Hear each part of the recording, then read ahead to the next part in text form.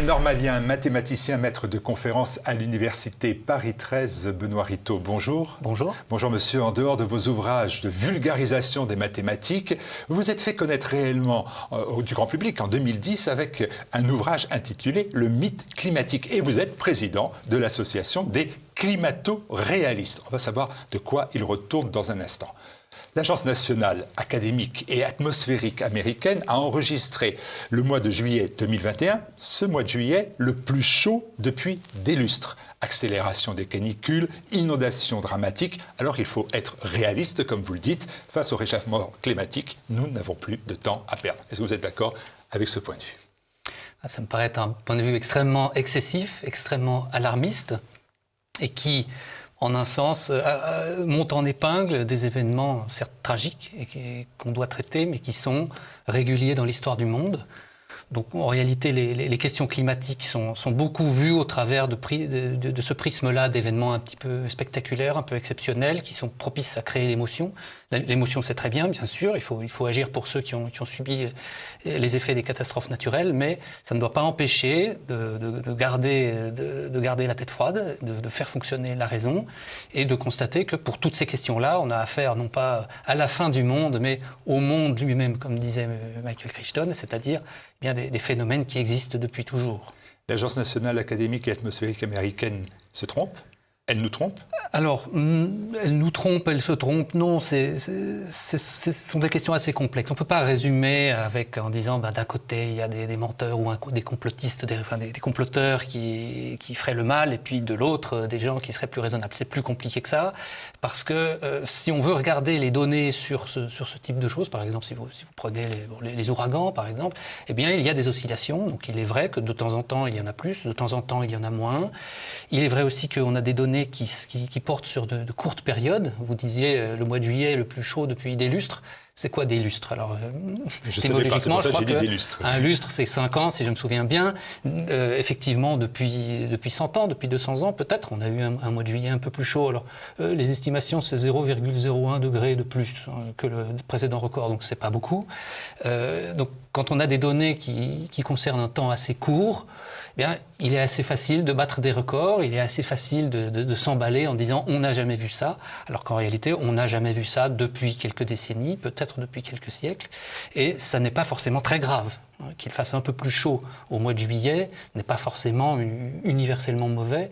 Le chaud tue beaucoup moins que le froid, d'une façon générale, à l'échelle globale. Alors évidemment, les situations sont contrastées, mais un peu de réchauffement n'est pas globalement nuisible. Donc, sur toutes ces questions, il faut apprendre ou réapprendre à raisonner de façon un peu dépassionnée. Dépassionné, c'est difficile quand on voit les images, par exemple, en Belgique, en Allemagne, de ces inondations. C'est difficile d'être raisonnable. Alors, d'abord, quand on voit ces images, la première chose qu'on doit ressentir, je pense, c'est de la compassion, c'est envie d'aider, c'est envie de faire en sorte que les victimes soient bien prises en charge. Ça, c'est l'action immédiate. Et puis, dans un second temps, une fois le deuil passé, l'émotion passée, on doit se demander ce qu'on doit faire pour que ça ne se reproduise pas. Et c'est là qu'il faut apprendre ou réapprendre un petit peu à laisser de côté l'émotion et regarder les choses avec la tête froide.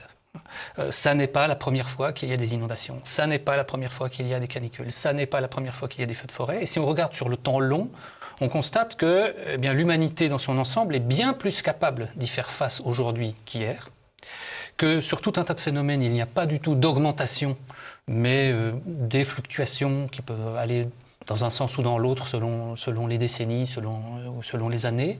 Et regarder ces catastrophes naturelles uniquement sous l'angle du réchauffement climatique, c'est risquer de poser de très mauvais diagnostics. Et donc d'apporter de mauvaises solutions et de faire en sorte de ne pas être capable de faire en sorte que ça ne se reproduise pas à l'avenir. En regardant ce que vous faites, en lisant tout ce qui se fait sur ces questions, vous avez assez de l'énorme violence qui existe dans ce débat. Par exemple, sur le site de Mediapart, j'ai trouvé un article qui est une attaque en règle contre vous à partir d'une tribune que vous avez fait dans le Figaro.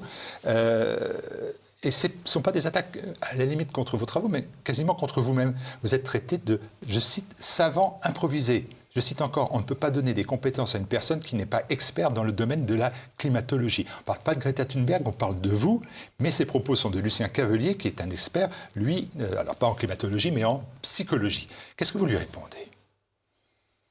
Franchement, rien.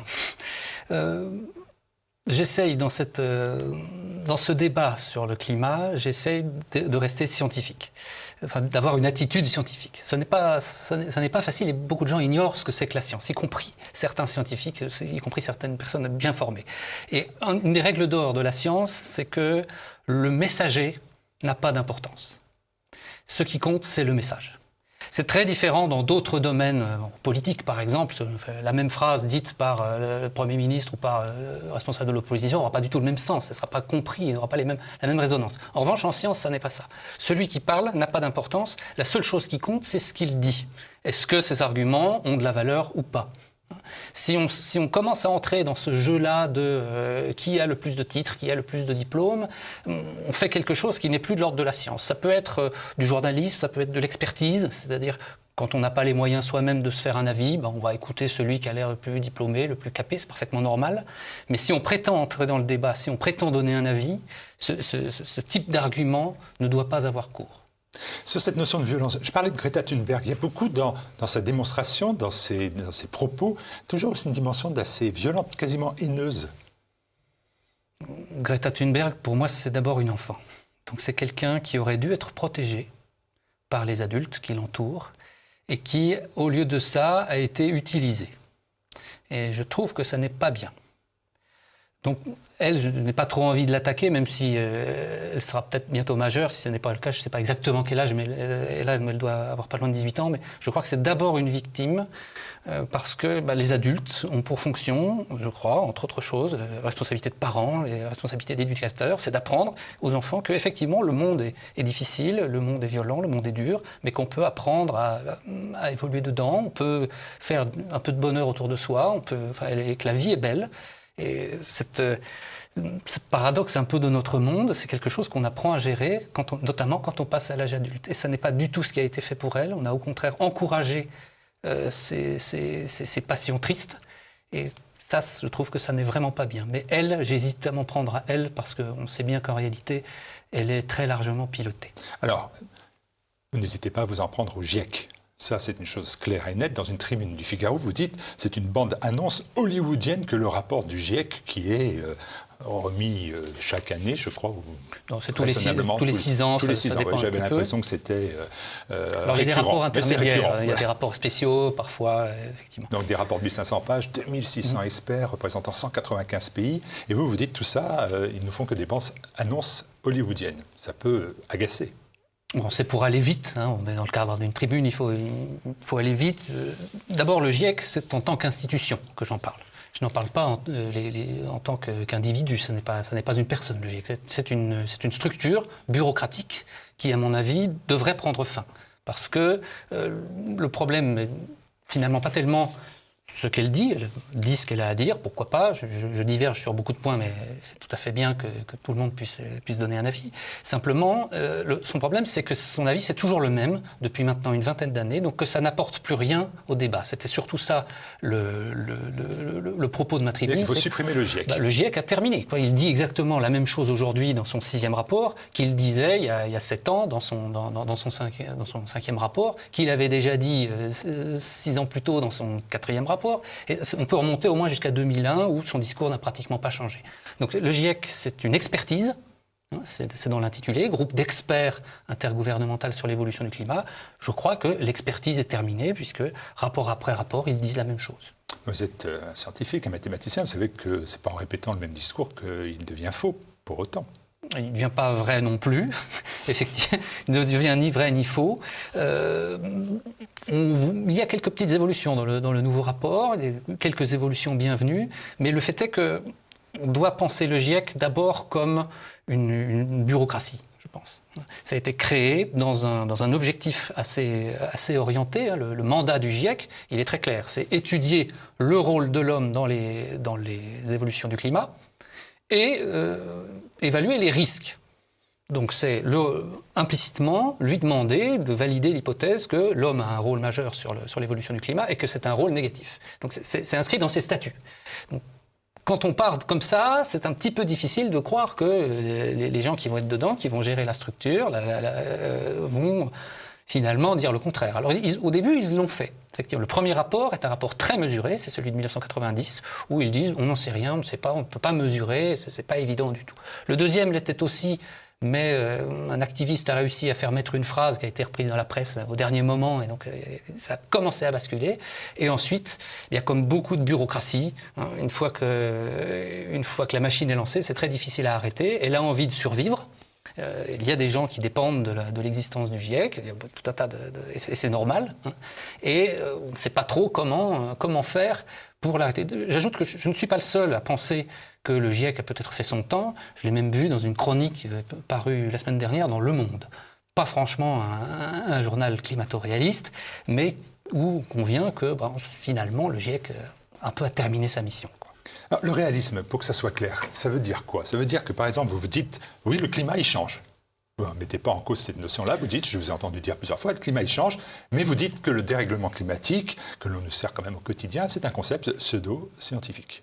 Alors, pour ce qui est du dérèglement, c'est pseudo-scientifique parce que ça suppose l'existence d'un règlement climatique.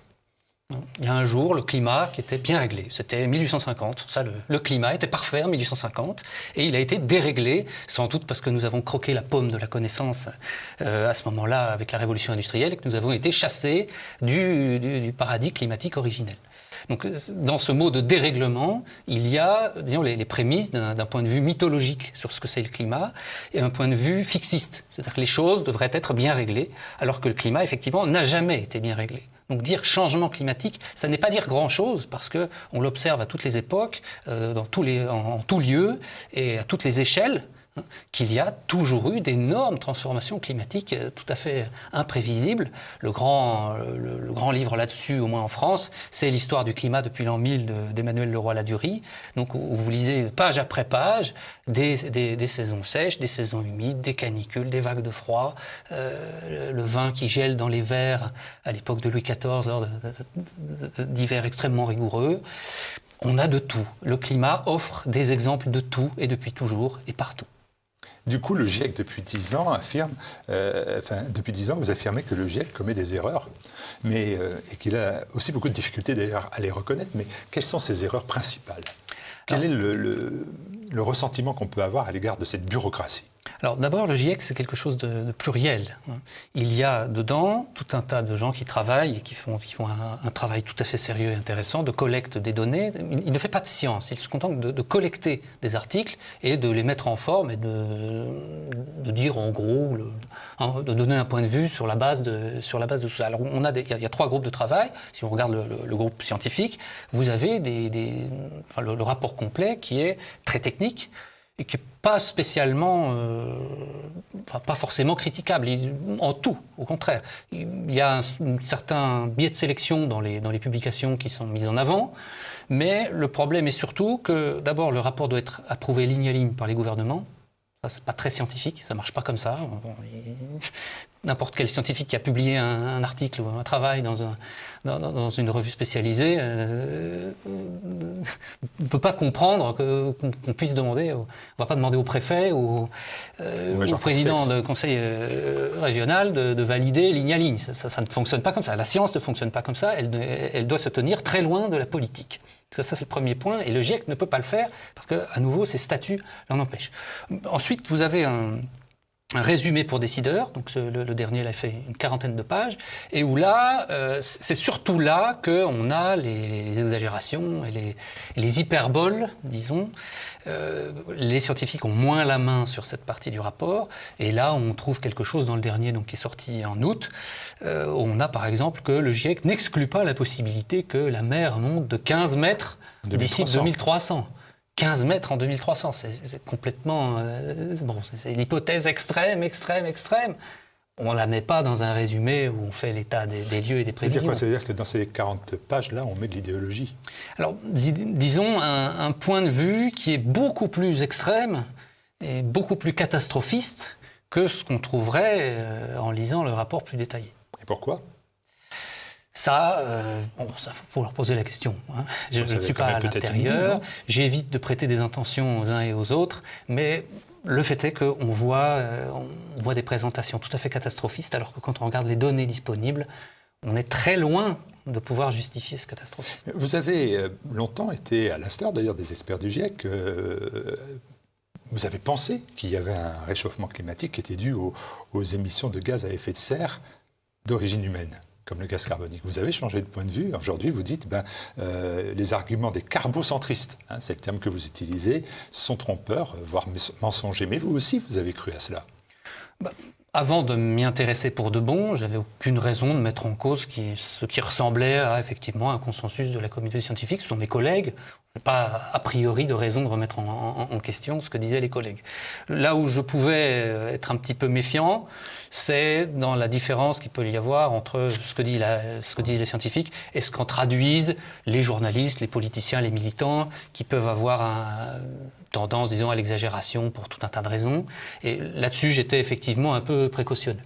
Et quand j'ai commencé à vouloir aller voir un petit peu plus en détail, évidemment, j'ai été convaincu que cette précaution-là était utile, mais aussi la science elle-même, elle avait aussi un problème. Ça n'était pas que la responsabilité des politiques ou des médias, mais aussi des scientifiques eux-mêmes qui se sont laissés emporter par un jeu qui les dépasse. Parce qu'on leur a dit, c'est évidemment un très grand trait, c'est beaucoup plus nuancé que ça, mais on leur a dit, vous allez sauver le monde, venez nous aider à sauver le monde. Et les scientifiques, d'une façon générale, sont très mal armés pour faire face à ce genre de choses. Les scientifiques se croient protégés par leur savoir et par leur intégrité, et ils ne comprennent en général pas ce qui est en jeu, et se font, passez-moi l'expression, rouler dans la farine. Et c'est ce qui leur arrive depuis maintenant longtemps. Mais si le réchauffement climatique ou les changements climatiques ne sont pas dus aux émissions de gaz à effet de serre d'origine humaine, ça change tout. Ça change beaucoup de choses. Alors, ça ne change pas le fait que nous devons prendre soin de l'environnement. Il faut faire attention aux problèmes de pollution, de gestion des déchets, de biodiversité. Ce sont des sujets. Mais effectivement, le fait d'avoir tout ramené au climat et de considérer le climat comme une sorte de grand agrégateur de tous les problèmes environnementaux et même au-delà, parce que maintenant on a des discours qui nous expliquent qu'on réglera les problèmes sociaux en réglant la question du climat, c'est commettre une erreur d'analyse qui est énorme, effectivement, qui prendra sans doute un peu de temps avant qu'on parvienne à en sortir. Mais oui, parce que par exemple, vous dites qu'il y a une climatomancie, art divinatoire qui vise à déduire du comportement humain l'avenir climatique de la Terre, je vous cite. Mais quand le comportement humain entraîne par exemple des déplacés ou des réfugiés climatiques, alors là, la réalité s'impose à nouveau à vous. Alors, il n'y a pas de réfugiés climatiques. Il n'y a pas de réfugiés climatiques. Il y en a zéro. Je parle en termes techniques, c'est-à-dire qu'un réfugié, c'est une notion précise, une notion juridique qui relève du droit international et des droits nationaux, et un réfugié pour cause climatique, ça n'existe pas. Il peut y avoir des déplacements de population suite à des catastrophes naturelles, bien sûr. Mais une catastrophe naturelle, ça n'est pas le climat. Un tremblement de terre, c'est pas causé par un changement climatique, c'est complètement autre chose. Et même des catastrophes climatiques, des catastrophes naturelles causées par des événements météorologiques ne sont pas des catastrophes climatiques. Un ouragan, une sécheresse, c'est de la météo. C'est des événements tristement quotidiens depuis que le monde est monde. Quand on parle de réfugiés climatiques, on veut en fait entendre autre chose. L'idée qui est sous-jacente, c'est nous déréglerions le climat et donc cela provoquerait des déplacements de population. Et forcerait à devoir population démographiquement en surnombre dans ces zones-là. Deuxième aspect. Ça, c'est encore autre chose. Souvent, la démographie, effectivement, elle n'est jamais loin de ces types de questions, pour des raisons d'ailleurs assez profondes qui remontent aux années 70. La peur de la démographie est souvent liée à la peur du climat. Le fait est que les déplacements de population, les déplacements contraints qui font qu'il y a des réfugiés n'ont rien à voir avec la question du climat.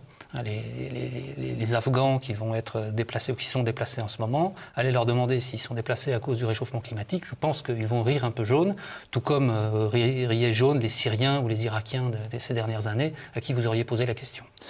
Il y a quand même dans des régions comme l'Asie, des pays très pauvres dont on dit que les populations vont devoir être déplacées pour des raisons climatiques.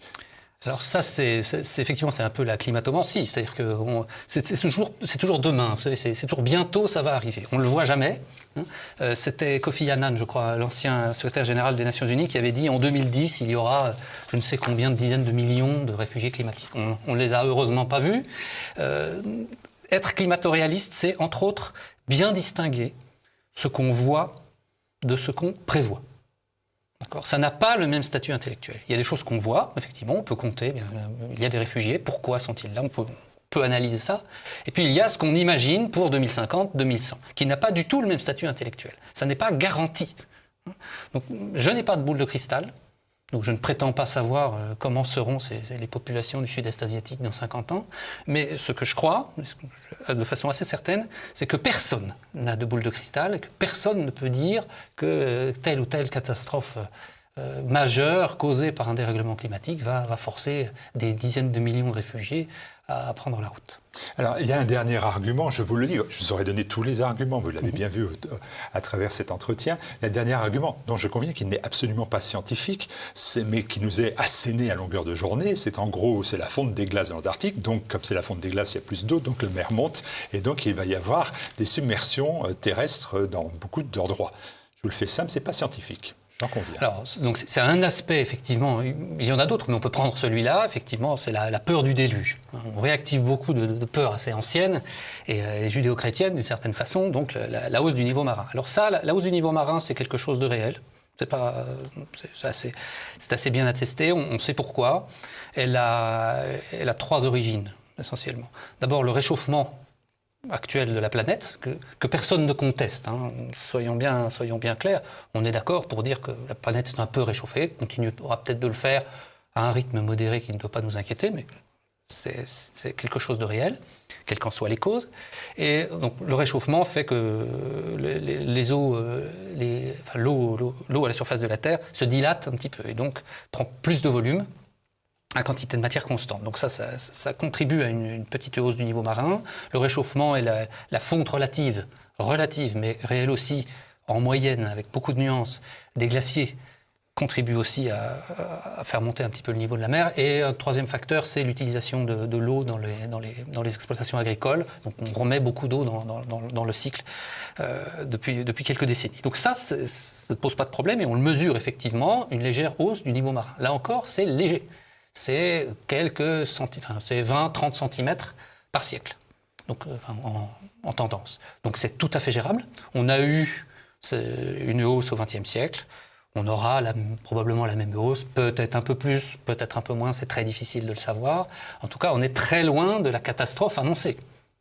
Marseille n'est pas sous l'eau, le Vieux-Port est toujours là et bien là, alors même que depuis un siècle, l'eau a un petit peu monté. Le climat n'est pas fixe, il faut vraiment accepter cette idée-là. De toute façon, il y aura des changements, de toute façon, il y aura des évolutions, de toute façon, donc il faudra nous adapter. Et vous dites aussi que quand il y a des augmentations de hauteur d'eau dans des endroits, et d'autres endroits, la mer baisse. Oui, alors quand on parle de hausse du niveau marin, c'est une hausse en moyenne.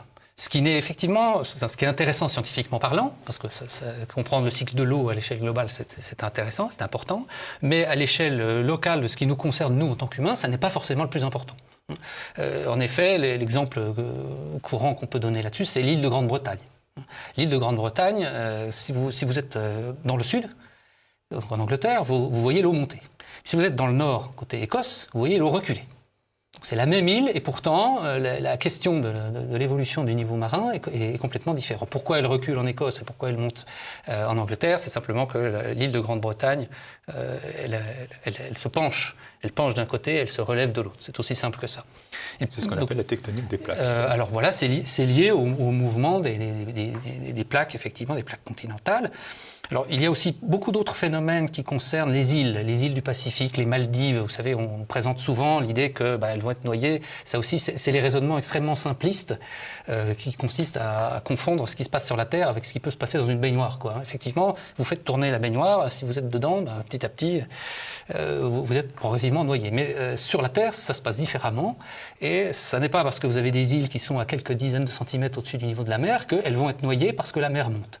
Et ça n'est pas parce que je le dis que c'est vrai, mais parce qu'on l'observe.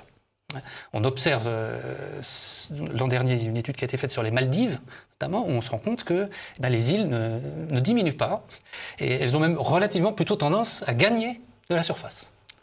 On peut faire les mêmes observations dans les îles du Pacifique, en comparant notamment des photos qui ont été faites pendant la Seconde Guerre mondiale, pendant la guerre du Pacifique. On a plein de photos de cette époque-là, parce que les Américains prenaient beaucoup de photos, et on peut les comparer avec les photos qu'on a aujourd'hui, et constater qu'il n'y a pas de recul, il y a même plutôt une augmentation. Je crois que l'étude qui vient de sortir sur la question, qui est sortie ce mois-ci, c'est 42 km² de gagnés sur je ne sais plus quel archipel. Donc il y a effectivement des endroits où la mer fait s'enfoncer, fait disparaître ou disons réduire certains endroits, notamment en Polynésie française, à nouveau plutôt pour des questions de tectonique des plaques. Et l'explication du fait que les îles ne coulent pas alors qu'elles devraient couler, c'est qu'elles montent en même temps que la mer. Il y a des accrétions, notamment les atolls coralliens, les coraux, en fait, s'installent là où la mer monte et contribuent en quelque sorte, renforcent l'île et la font surnager. Ce qu'avait déjà observé Darwin. C'était déjà une observation qu'avait faite Darwin au milieu du 19e siècle. Donc c'est pas quelque chose de nouveau. On a depuis longtemps des arguments qui permettent de comprendre que la situation est bien plus compliquée que le simplisme ambiant. Peut-être tellement compliqué que vous quittez un peu le climat. Vous venez de publier un nouvel ouvrage qui s'appelle Géocratia, qui est en vente sur la boutique de TV Liberté. Il suffit d'aller sur le site tvliberté.com. Là, on s'éloigne du GIEC et du climat avec un ouvrage policier qui nous mène des salons de l'Élysée aux cabines zadistes entre histoire individuelle et diplomatie internationale. On s'éloigne du climat? Alors non, on est dans le climat au sens où j'ai un inspirateur qui est Michael Crichton, donc qui est un auteur américain que j'aime beaucoup. On le connaît pour avoir fait Jurassic Park notamment. Il a fait d'autres choses, notamment un ouvrage qui s'appelle État d'urgence, où il aborde cette problématique du climat au travers d'un thriller. C'est quelqu'un d'intéressant. Crichton, c'est pas juste un bon auteur de thriller, c'est quelqu'un qui avait beaucoup réfléchi sur cette question du climat. Donc c'est un petit peu mon inspirateur. Et dans ce livre-là, j'ai voulu me placer un petit peu, disons, dans quelques années, et me poser la question de qu'est-ce qui se passera le jour où, effectivement, on comprendra, on aura un moyen, alors bon, c'est fait avec les ressorts d'un roman policier, mais où on aura les moyens d'être certain, une fois pour toutes, qu'on s'est affolé pour rien. Comment réagira, disons, le corps social? Donc comment réagiront d'abord les scientifiques, les premiers concernés, et comment réagira la politique, comment réagiront les militants qui gravitent autour. Et qui en profitent. Merci beaucoup Benoît Rittaud. Je réindique cet ouvrage Géocratia, vous le trouvez sur la boutique tvliberté.com. On pourrait continuer bien évidemment cet échange, on le fera j'espère à nouveau dans quelques temps. Merci d'être venu présenter ce qui est la version climato-réaliste de notre Terre. Merci à vous. Merci.